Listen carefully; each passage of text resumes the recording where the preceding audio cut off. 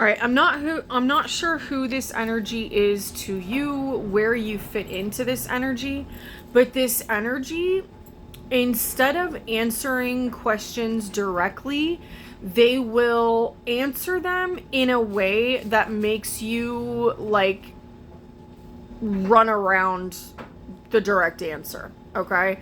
So if you ask them something that could be answered with a yes or no, they won't answer with a yes or no. They will give you an answer that makes you almost chase the truth to find it, where you're like running around the truth when they could just be direct.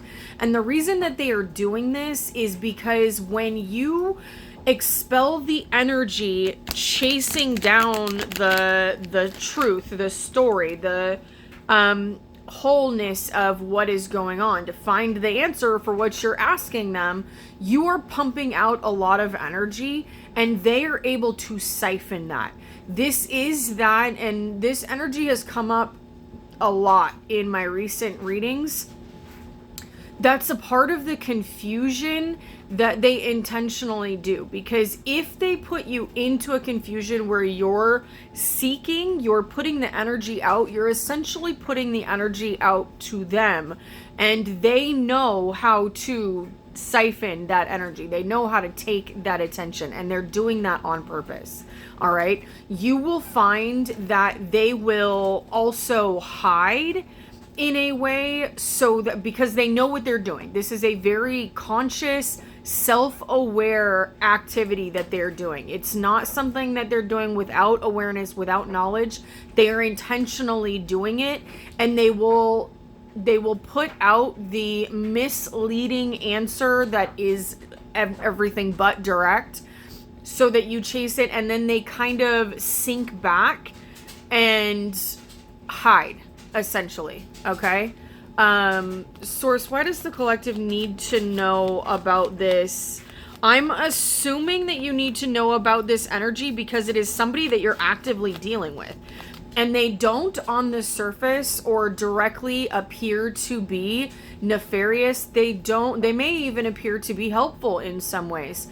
But that is kind of the mask that they wear that is covering up the reality of what is hidden under the surface.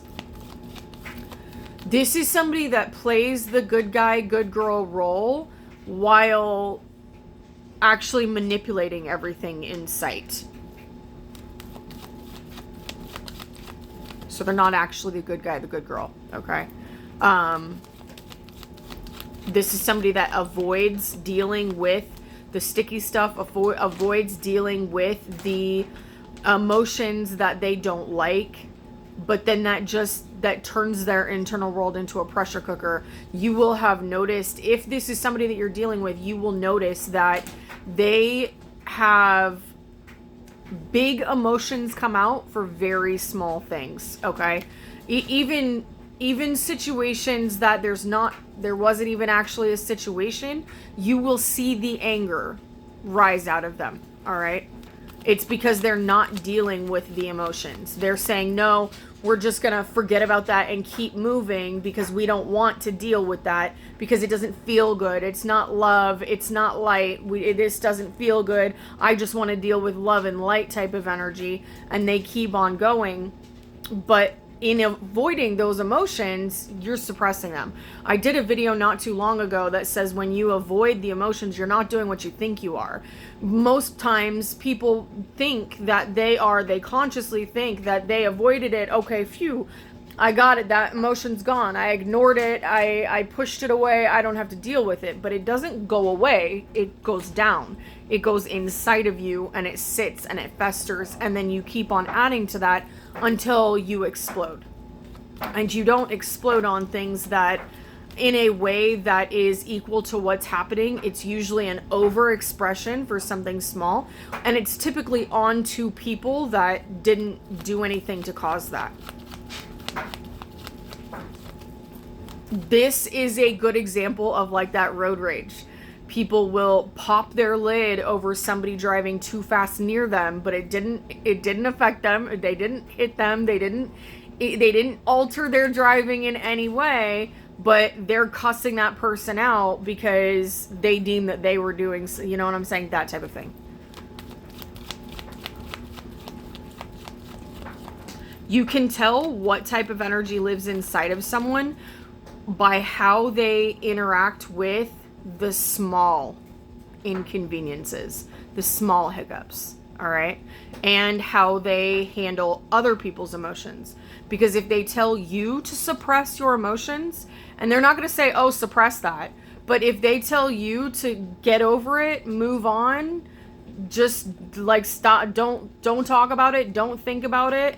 If they're directing you or others to do that, that means that they don't have the space, which means they don't deal with those types of emotions on their own. 545 on the timer. All right, is that it, Source?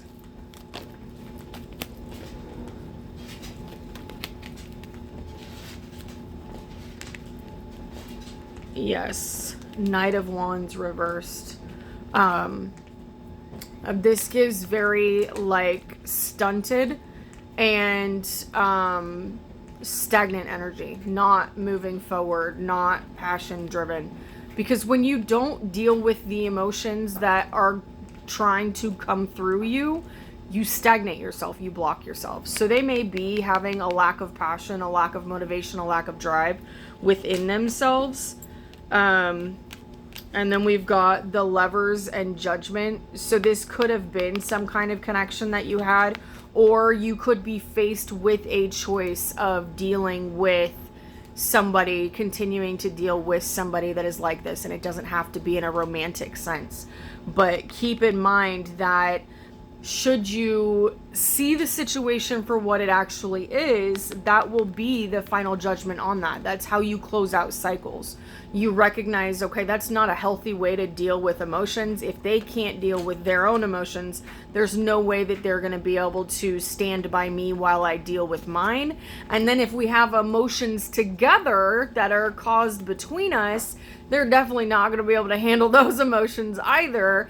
And so you'll be able to rebirth out of that. You will have an option to keep people like this in your life and continue to interact with people like this, or close out that cycle on stagnation, lack of passion, lack of movement, and move into a rebirth, move into a new cycle where people do know their own emotions. They do dive into the depths of their own emotional oceans, which means that they can stand by you as you're diving through yours.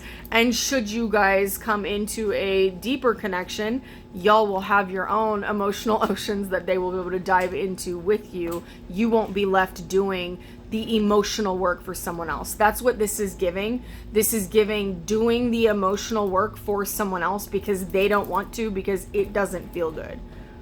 I don't want to think about that because it doesn't feel good. I don't want to feel that because it doesn't feel good. We're just going to ignore it and keep going. That type of thing. So whoever has that in their life, you're going to avoid a lot of anxiety, a lot of sleepless nights, a lot of mental distress if you walk away from people that can't even handle their own stuff. Okay? Yeah. 8 of Cups. Walk away from people who can't handle their own emotions because they won't be able to take care of your emotional self either. And not that somebody else has to take care of you and your emotions, but that means that they are not going to be any kind of emotional support. And I don't know about you, but in this stage of my life, if you can't show up in a full capacity, then we're just going to stay acquaintances. It's not going to turn into anything deep, because I'm at a place in my life where I'm not doing the emotional work for anybody else anymore. They've got to be able to do the emotional work themselves so that we can both handle the emotional ocean that comes with deep connections. Okay. But I'm going to take that as definitely pay attention to what you're saying and really choose when you need to walk away. Because again, if you're carrying their emotions, if you're ignoring, suppressing, you're going to block yourself, which is going to affect your movement and it's going to affect your passion. Happy healing.